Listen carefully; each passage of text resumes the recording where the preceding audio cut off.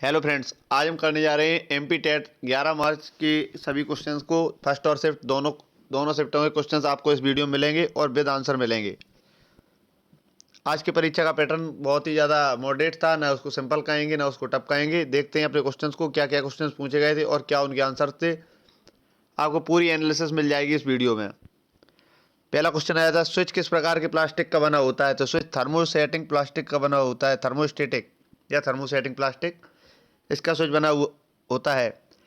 अंतरिक्ष से देखिए, फिर क्वेश्चन आया है, मंगल ग्रह के उपग्रह हैं। तो मंगल ग्रह के दो उपग्रह फोबोस तथा डिवोस हैं। फोबोस तथा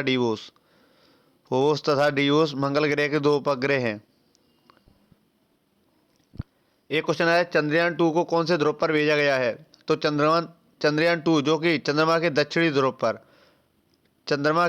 ध्रुव पर उतरने वाला था, इसको भारत के इसरो द्वारा भेजा गया था।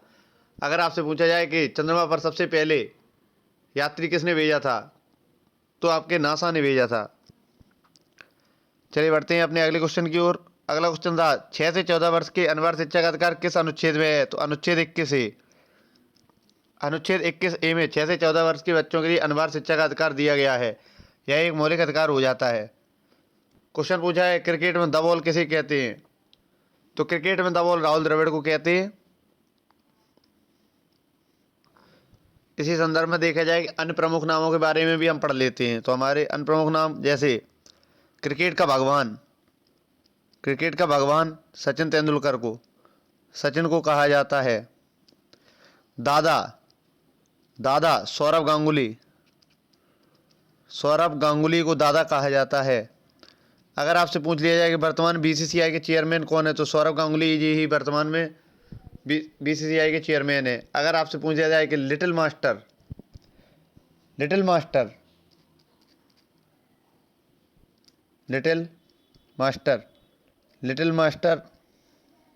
तो यह सुनील गावस्कर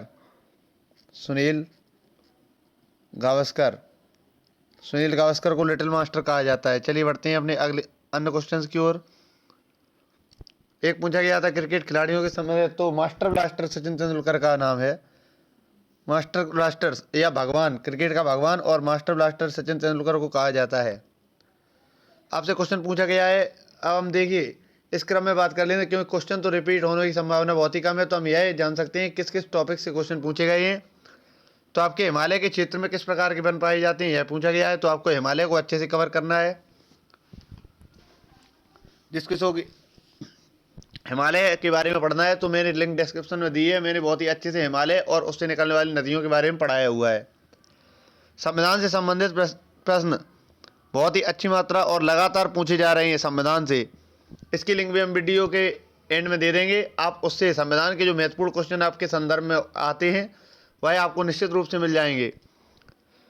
बाल श्रम, देखिए बाल श्रम या देखें संविधान की बात करें, तो आपको पूरी तरह से इसका एक अच्छा पार्ट मिल रहा है आपके एग्जामिनेशन में। और जो आगे परीक्षा में निश्चित तौर पर देखा जाएगा, तो आप सभी लोग उसको जल्दी जल्दी पढ़ते जाइए। देखिए अब आपसे प्रश्न पूछ लगा है पद्मश्री, पद्म विभूषण यानी कि जितने भी पद्म अवार्ड हैं उनके बारे में, भारत रत्न के बारे में पूछ रहा है। और अंतरिक्ष विज्ञान के प्रश्न तो शुरू से ही पूछे जा रहे हैं। खेल से संबंधित प्रश्न आपको करंट अफेयर्स पता ही होनी चाहिए कि आईपीएल, 2-4 क्वेश्चन हम आपको बता दे रहे हैं जो कि अक्सर पूछे जाते हैं एग्जामिनेशन में। आईपीएल, जैसे इस बार आईपीएल तो IPL CSK Chennai super Kings ने जीता था, जिसमें ऑरेंज कैप ऋतुराज गायकवाड़ को मिली थी। और पर्पल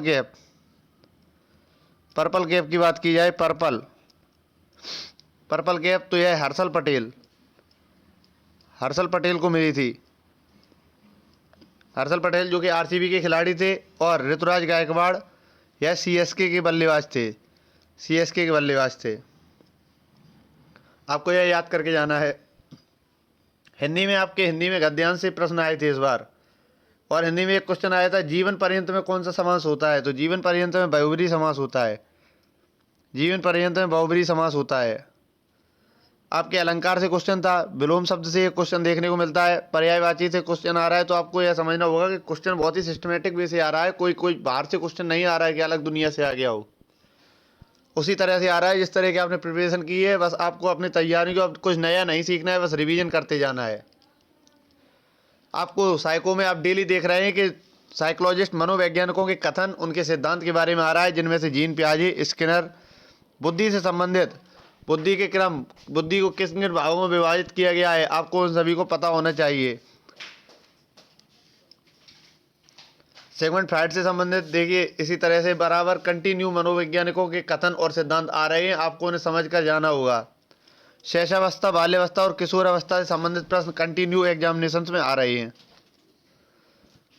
सिद्धांत और अधिगम, लिंग भेद, इसको एक बार जरूर देख लें क्योंकि इसमें क्वेश्चन बहुत ही घुमा के बन जाते हैं और बच्चे समझ नहीं पाते हैं। समीकरण और देखिए गणित की बात की जाए तो आपकी इक्वेशंस आ रही हैं जिनमें वैल्यू निकालनी है। रेशियो के सिंपल क्वेश्चन आ रहे हैं। संख्या पद्धति यदि आपने क्लियर कर ली है अच्छी से तो आपको बिल्कुल भी प्रॉब्लम नहीं आएगी एग्जामिनेशन में उसको कवर करते हुए। सरलीकरण देखिए आपके टाइम कंज्यूमिंग क्वेश्चंस भी आ रहे हैं। ये सरलीकरण होता है, यह आपका टाइम जरूर लेता है एग्जामिनेशन में, लेकिन अगर आप उसको अच्छे से प्रैक्टिस करके जा रहे हैं तो बिल्कुल भी आपको परेशानी नहीं आएगी। दशमलव, आपको एक मैं अपने अनुभव से बता रहा हूँ, आपको बाइनरी के जो बेसिक्स के क्वेश्चन हैं उनको जरूर पढ़ के जाना है। बाइनरी अक्सर एग्जामिनेशन में पूछी जाती है, एमपी टेट, यूपी टेट, इन तरह के एग्जामिनेशन में बाइनरी के क्वेश्चन डाल दिए जाते हैं। अगर पहली शिफ्ट की बात करें तो उसमें क्वेश्चन थे वर्तमान शिक्षण सिद्धांत किस पर आधारित है, तो हमारे वर्तमान का शिक्षण सिद्धांत करके सीखना पर आधारित है। शिक्षण अधिगम के प्रमुख विषय कौन से हैं, तो कला और विज्ञान शिक्षण अधिगम के प्रमुख विषय है।